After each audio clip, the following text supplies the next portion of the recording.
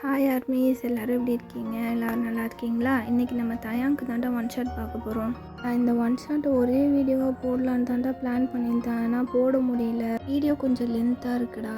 அதனால பார்ட் 1, 2, 3 அப்படின்னு வச்சுருக்கேன். 4th பார்ட்டோட இந்த ஒன் ஷாட் கம்ப்ளீட் ஆயிரும். சரி வாங்கடா, இப்போ இந்த ஒன் ஷாட்டோட பார்ட் 2 பார்க்கலாம். வீட்டுக்கு நீங்கள் சைக்கிள் எடுத்துகிட்டு வந்துட்டுருக்கீங்க. அப்புறம் எதிர்பார்க்காத விதமாக சுகாவை நீங்கள் பார்க்குறீங்க. சுகா வந்து உங்களோட ஸ்கூல் சீனியரு. அப்போ நீங்கள் அவரை பார்த்துட்டு இந்த அண்ணன் என்ன இங்கே பண்ணிகிட்டு இருக்காங்க அப்படின்னு பார்க்குறீங்க. அவரும் உங்களை பார்க்குறாரு. பார்த்துட்டு நீங்கள் சைக்கிளில் தானே வருவீங்க. கிட்ட வராது, சைக்கிளை ஸ்பீடாக ஓட்டிட்டு கிட்ட வந்துட்டு என்ன வாங்கி நம்ம 2 பேரும் ரேஸ் வச்சுக்கலாமா அப்படின்னு கேட்குறாரு. உங்களுக்கு ஒரே ஷாக்காக இருக்குது. என்ன எனக்கிட்டேயா கேட்குறீங்க அப்படின்ட்டு. சுகா வந்து உங்களோட ஸ்கூல் சீனியர் தான். ஆனால் இப்போ அவர் ஸ்கூலில் படிக்கல. இப்போ ஸ்கூலெல்லாம் முடிச்சு காலேஜ் போயிட்டாரு. உங்களுக்கு ஒரு பக்கம் பயமாக இருந்தாலும் இன்னொரு பக்கம் இவருக்கு என்ன பைத்தியமா நம்மக்கிட்ட வந்து கேட்குறாரு. இவர் கூடனா போட்டி என்னால் ஜெயிக்க முடியுமா அப்படின்ட்டு உங்களுக்கு மைண்டுக்குள்ளே தோணுது. நீங்கள் ஓகே சொல்லலான்னா விட மாட்டார் போல். சரின்னு சொல்லிட்டு சரி ஓகே அண்ணா அப்படின்னு சொல்கிறீங்க. வைன் என்ன அண்ணான்னு கூப்பிட்ற? அண்ணான்லாம் என்னை கூப்பிடக்கூடாது, சுகானே கூப்பிடு, அதுவே நல்லா தான் இருக்குது. ஆனால் நீங்கள் என்னை விட பெரிய பையனாச்சு, நான் எப்படி உங்கள் பேர் சொல்லி கூப்பிட முடியும்? அது தப்பு இல்லையா அப்படின்னு கேட்குறீங்க. அதெல்லாம் தப்பு இல்லை, நீ என்னை பேர் சொல்லி கூப்பிடு. யார் என்ன சொல்கிறான்னு நான் பார்த்துக்கிறேன். ஆமாம், நீ என்ன வரும்போது போகும்போதும் அப்படியே தயாமல் பார்க்குறது, சிரிக்கிறது, என்ன நடக்குது அப்படின்னு சிரிச்சுட்டே கேட்குறாரு. உங்களுக்கு புரிஞ்சு என்னத்துக்கு நான் அங்கே போகுது? அவனுக்கு புரிய மாட்டேங்குது. அவன் ஒரு இதுக்கு கூட திரும்பி பார்த்தது கூட கிடையாது. இவர் எங்கேருந்து இதெல்லாம் பார்த்துருப்பாரு அப்படின்னு குழப்பமாக அவரே பார்க்குறீங்க. அவரும் சிரிச்சுக்கிட்டு நீ இந்த ரேஸை கம்ப்ளீட் பண்ணனா நான் அவனுக்கு எல்லாத்தையும் சொல்லுவேன். தயாம் பற்றின டீட்டெயில்ஸ் கூட நான் சொல்கிறேன். அவனுக்கு என்ன பிடிக்கும் பிடிக்காது எல்லாமே சொல்கிறேன். என்ன ஓகேவா, ரேஸ் வழியா அப்படின்னு சொல்லிட்டு கேட்குறாரு.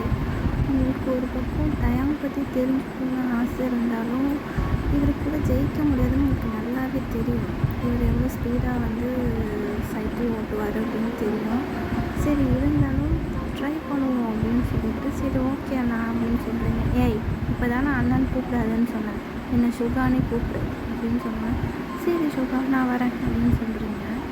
ஒரு வழியாக ஃபாஸ்ட்டாக 2 பேரும் சைக்கிள் ஓட்டுறீங்க. ஆனால் அவரோட ஸ்பீடுக்கு உங்களால் ஓட்ட முடியல. ஐயோ வயன் எப்படியும் நீ தோக்க தான் போகிற, நீ ஸ்லோவாகவே போடி, அவர் அளவுக்கு உன்னால் ஃபாஸ்ட்டாக ஓட்ட முடியாது அப்படின்னு யோசிச்சுட்டே வரீங்க. ஃபைனலாக சுகா தான் வின் பண்ண வேண்டியது. ஆனால் அவங்களுக்காக விட்டு கொடுத்தாரு. உங்களுக்கா ஒரே ஆச்சரியம். நான்லாம் நடந்து போகிற மாதிரி தான் சைக்கிளே ஓட்டுவேன், நான் வின் பண்ணிட்டேனா? ஐயோ சீனியர் உங்களை நான் வின் பண்ணிட்டேனா அப்படின்ட்டு உங்களுக்கு ஹாப்பியாக இருக்குது. அவருக்கும் ஒரு பக்கம் சிரிப்பு தாங்க முடியல. நீ ஏன் எங்கே ஜெயிச்ச? ஆமாம், மெயின் 2த்துக்கும் ரேஸ் வச்சா அந்த மாமா கூட ஃபஸ்ட்டு வந்துடும் போல், நீ அதை விட ரொம்ப ஸ்லோவாக வரடி அப்படின்னு அவர் மைண்டில் யோசிச்சுட்ருக்காரு சிரிச்சுக்கிட்டு. என் தயாவுக்கு கேர்ள் ஃப்ரெண்ட் இருக்குடி அப்படின்னு சொன்ன உடனே உங்களுக்கு அப்படியே உங்கள் ஹார்ட்டே பிரேக் ஆகிடுது. சேடாக இருறீங்க. அவர் அப்படியே உங்கள் முகத்தை பார்த்துட்டு என்னாச்சு வயன் அப்படின்னு கேட்டோன்னே இல்லை சீனியர் எனக்கு ஒன்றும் ஆகலை, நான் சும்மா தான் நல்லா தான் இருக்கேன் அப்படின்னு சொன்னோடனே அவருக்கு தெரியுது அவர் சொன்னதுனால தான் நீங்கள் இப்படி அப்செட்டாக இருக்கீங்கன்னா. அவர் உடனே வேணுக்குன்னே உங்கள் கூட ரொம்ப விளையாட ஆரம்பிச்சிடுறாரு. தயாவோட கேர்ள் ஃப்ரெண்ட் எப்படி இருப்பா தெரியுமா? அவ்வளோ அழகாக இருப்பாவா. ஏன்னா அவளுக்கு லாங் ஹேர் இருக்கும், பார்க்கவே செம்மையாக இருப்பாடி. நீ ஒரு டைம் கண்டிப்பாக அவளை மீட் பண்ணணும் சரியா அப்படின்னு சொல்கிறாரு.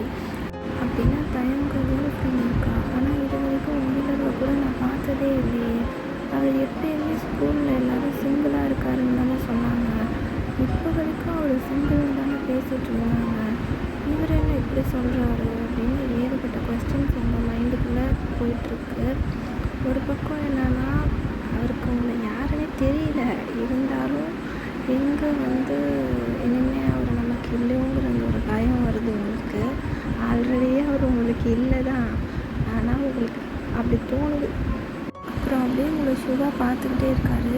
ஐயோ இந்த பொண்ணு நம்ம சொன்னது ரொம்ப சீரியஸாக எடுத்துக்கிட்டா போலையே, கண்ணெல்லாம் கலங்குதே, என்னால் ஏன் இவள் அழுகிறத பார்க்க முடியல. பாவம் ரொம்ப குட்டியாக அழகாக இருக்கா. எனக்கு ஒரு தங்கச்சி இருந்திருந்தா இப்படி தான் இருந்திருக்கும்.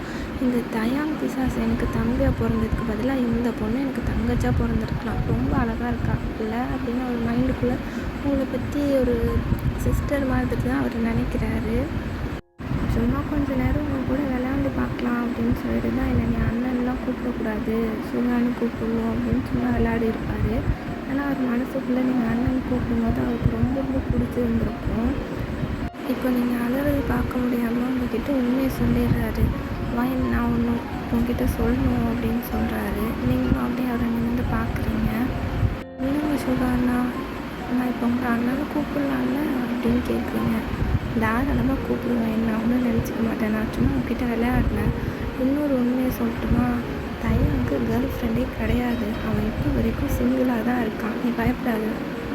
அவர் அப்படி சொன்னதுக்கப்புறம் உங்கள் முகத்தில் அவ்வளோ ஒரு பிரைட்டான ஸ்மைல், அவ்வளோ ஹாப்பினஸ், அவர் உங்கள் கண்ணியே தான் பார்க்குறாரு. இவ்வளோ பிடிக்குமா இந்த பொண்ணுக்கு தயாங்க ரொம்ப ரொம்ப லக்கி அவனுக்கு இந்த மாதிரி ஒரு பொண்ணு கிடைக்கிறதுக்கு. ஆனால் அந்த பைத்தியக்காரன் இப்போ வரைக்கும் இவளை திரும்பி கூட பார்க்கல, இவன் யாருன்னு கூட அவனுக்கு தெரியல. எப்படியாச்சும் இவங்க 2 பேரையும் நம்ம சேர்த்து வச்சுக்கணும். இந்த பொண்ணு எனக்கே தங்கச்சா இருந்தால் எனக்கு ரொம்ப ரொம்ப ஹாப்பியாக இருக்கும் இப்படின்னு சுகா நினைக்கிறாரு.